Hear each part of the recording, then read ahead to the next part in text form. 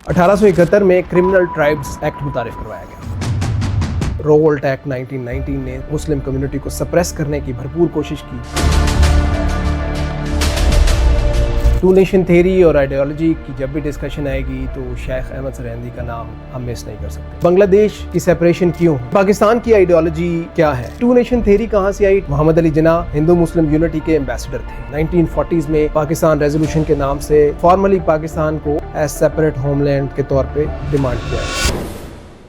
अस्सलाम वालेकुम दोस्तों, मेरा नाम राशिद मलिक है, जैसे कि आप जानते हैं, और आज एक और एजुकेशनल वीडियो के साथ मैं आपके साथ हाजिर हूँ। आज की इस वीडियो में हम डिस्कस करेंगे आइडियोलॉजी ऑफ पाकिस्तान को। टू नेशन थ्योरी भी इससे रिलेटेड सब्जेक्ट है और इसके साथ साथ कुछ पास्ट पेपर्स में आइडेंटिटी क्राइसिस को भी डिस्कस किया गया, लिहाजा हम identity crisis with respect of separation of east Pakistan भी डिस्कस करेंगे कि उसके बाद टू नेशन थ्योरी की क्या रेलेवेंस रह जाती है। सबसे पहले आइडियोलॉजी को डिस्कस करते हैं। ये आइडियोलॉजी या नजरिया ये होता क्या है? आइडियोलॉजी सेट ऑफ बिलीव्स को भी कह सकते हैं या कुछ ऐसे उसूल या प्रिंसिपल्स जो गाइडिंग प्रिंसिपल्स के तौर पे सोशल और रिलीजियस बिलीव्स और पॉलिटिकल मूवमेंट्स को लेकर आगे चले। अच्छा, अब पर्टिकुलरली अगर हम इसकी डेफिनेशंस में जाएं, जॉन एल्स्टर ने अपनी किताब में डेफिनेशन दी है आइडियोलॉजी की कि आइडियोलॉजी इज बेसिकली एक कॉम्प्रिहेंसिव विजन है, a way of looking at things, कि जिस तरह से जिस पर्सपेक्टिव से आप चीज़ों को देखते हैं। इसी तरह पीटर बर्जर ने भी अपनी बुक में बताया कि समटाइम्स आइडियोलॉजी को या नजरिए को रिलीजन के साथ इंटरचेंजेबली भी यूज किया जाता है।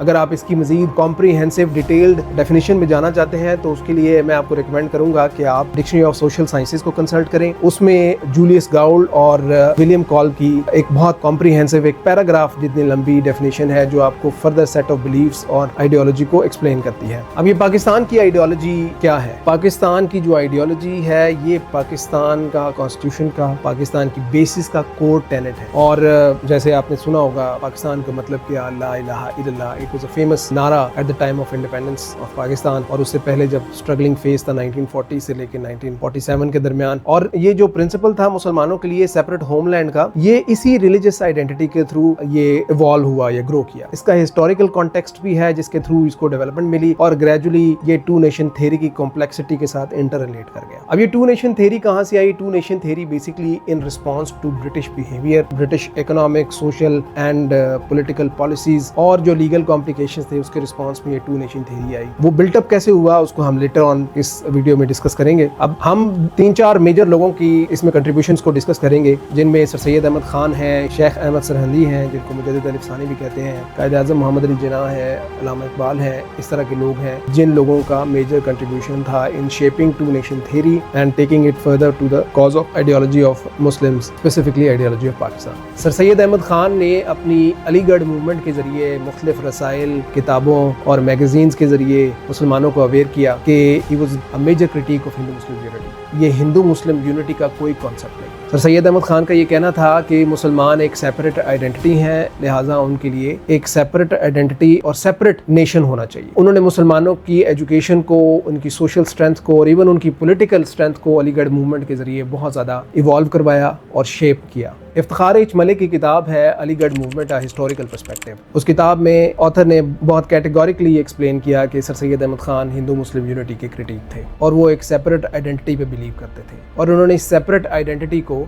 अचीव करने के लिए मुसलमानों की एजुकेशनल रिफॉर्म्स, मुसलमानों को सोशल अपलिफ्टिंग प्रोग्राम्स, मैनर्स और पॉलिटिकल स्ट्रगल के लिए मुसलमानों को आमादा किया, उनको तैयार किया। उनकी ये अलीगढ़ मूवमेंट के जरिए जो एजुकेशनल रिफॉर्म्स का और मुख्तलिफ मदरसों के जरिए जो मुसलमानों को प्रमोट करने और उनके एजुकेशनल राइट्स के साथ अवेयर करने के लिए जो तहरीक चलाई, ये बेसिकली फाउंडेशन बनी later on for Pakistan movement, for two nation theory and for ideology of Pakistan. Quaid Azam Mohammad Ali Jinnah की अब बात करते हैं। मोहम्मद अली जिन्नाह हिंदू मुस्लिम यूनिटी के एम्बेसडर थे। उसके बाद 1916 से ऑनवर्ड मोहम्मद अली जिन्नाह का विजन चेंज हो गया और मोहम्मद अली जिन्नाह का ये कहना था कि मुसलमान्स are a nation by any definition. Mohammad Ali Jinnah पे मुख्तलिफ किताबें लिखी गई, जिनमें से जसवंत सिंह की किताब बहुत प्रोमिनेंट है और डॉक्टर इश्तियाक की किताब, जिसमें वो जिन्नाह के सक्सेसेस और उनके फेलियर्स को बड़ी डिटेल में एक्सप्लेन करते हैं। इन किताबों में आपको एक कॉमन चीज़ मिलेगी, वो ये है कि जिन्नाह की जो लीडरशिप थी उसने ना सिर्फ मुस्लिम लीग की पॉलिटिक्स को प्रमोट किया बल्कि अल्टीमेटली ये हमें सेपरेट होमलैंड की तरफ लेके गई।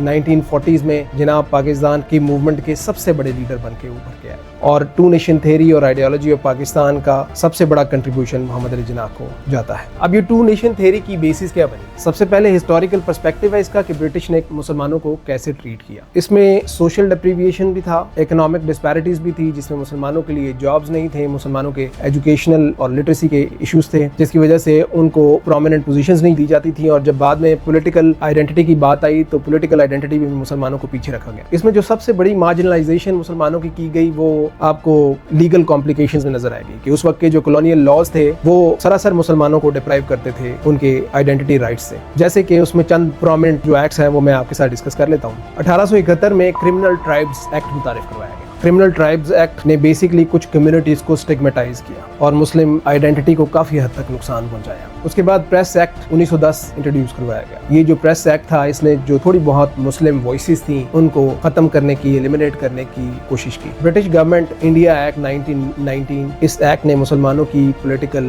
ریپرزنٹیشن کو لمیٹڈ کیا۔ روولٹ ایکٹ 1919 نے مسلم کمیونٹی کو سپریس کرنے کی بھرپور کوشش کی، اور لیٹر آن جب گورنمنٹ آف انڈیا ایکٹ 1935 آیا تو اس نے مسلمانوں کے پولیٹیکل رائٹس، ان کے پروونشل ریپرزنٹیشن کو بالکل ختم کر دیا، پروونشل اٹانومی کے نام پہ یہ دھبا تھا۔ اس کے بعد کانگریس اور مسلم لیگ کی آپس میں پولیٹیکل سٹرگل ہے۔ اس پولیٹیکل سٹرگل اور الیکٹورل پالیٹکس کے نتیجے میں مسلم ریپرزنٹیشن، مسلم آئیڈینٹی اور آئیڈیالوجی آف پاکستان مزید ایوالو ہوئی۔ وہ کس طرح کہ کانگریس ہندو مسلم یونٹی کے نام پہ مسلم آئیڈینٹی اور مسلم ریپرزنٹیشن کو بالکل سپریس کر رہی تھی۔ 1916 سے آنورڈز ڈفرنٹ اگریمنٹس کیے گئے، جس کے بعد یہ بات واضح ہو گئی کہ کانگریس کسی بھی صورت مسلمانوں کی ریپرزینٹیو جماعت نہیں ہے۔ اس کے بعد مسلمانوں کا میجورٹی رخ مسلم لیگ کی طرف چلا گیا۔ گریجولی مسلمانوں کو ان کے پولیٹیکل رائٹس اور ریپرزنٹیشن ملنا شروع ہوئی، جس کی ایک ایگزامپل 1937 کی کہ الیکشنز ہیں جس میں Muslim representation was recognized. Later on 1937 کی جو منسٹریز تھی انہوں نے جو ظلم اور بربریت کی داستانیں رقم کی، اس کے بعد مسلمانوں کو یہ یقین ہو گیا کہ اب سیپریٹ ہوم لینڈ یا سیپریٹ اسٹیٹ کے بغیر ان کا گزارا نہیں ہے، کیونکہ یہ ہندو مسلم یونٹی کے نام پہ مسلمانوں کو ایلینیٹ کرنے کا ایجنڈا ہے، اور اگر کل کو برٹش یہاں سے چلے گئے اور یونائٹڈ انڈیا اسی طرح چھوڑ کے چلے گئے تو مسلمان اسی ڈپرائیوڈ لائف اور ڈپرائیوڈ رائٹس کے ساتھ اپنی زندگی گزاریں گے۔ 1940s میں پاکستان ریزولوشن کے نام سے،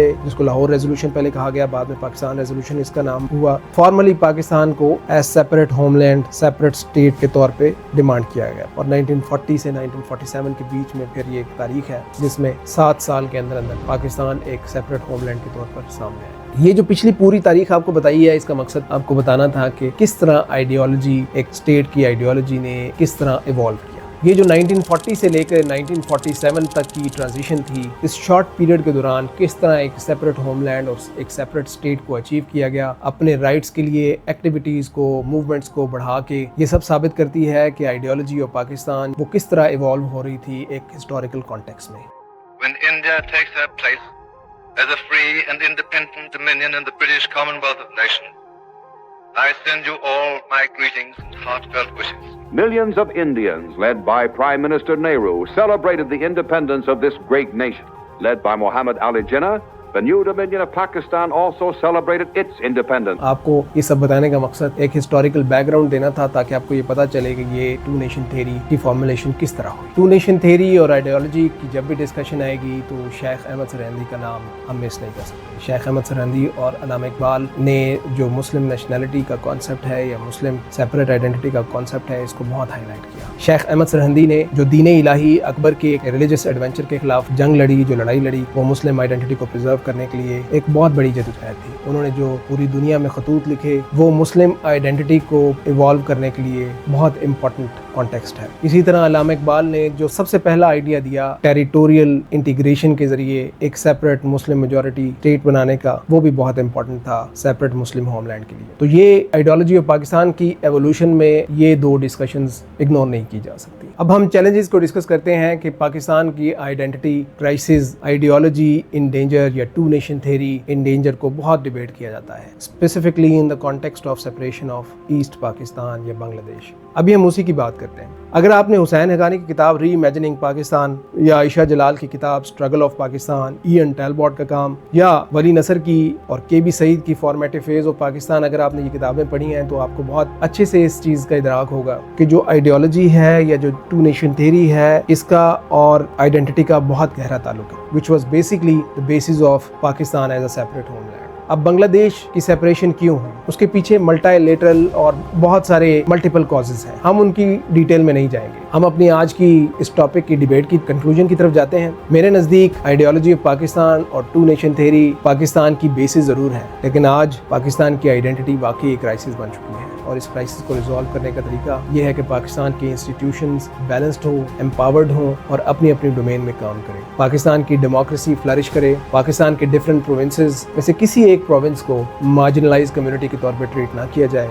ऑटोनॉमी और इक्विटेबल डिस्ट्रीब्यूशन ऑफ रिसोर्सेज हो, तो ये जो आइडियोलॉजी है और जो टू नेशन थ्योरी है, इस पे डिबेट आहिस्ता आहिस्ता कम हो जाएगी। अगर आपको ये वीडियो नॉलेजेबल, इंफॉर्मेटिव लगी या वैल्यूएबल लगी तो प्लीज़ इसको शेयर और लाइक कीजिएगा और कमेंट सेक्शन में अपना फीडबैक दीजिएगा और CSS and Beyond चैनल को सब्सक्राइब कीजिएगा और मुझे ये बताइएगा कमेंट सेक्शन में कि आप इस तरह की और कौन सी वीडियोस चाहते हैं। Thank you very much.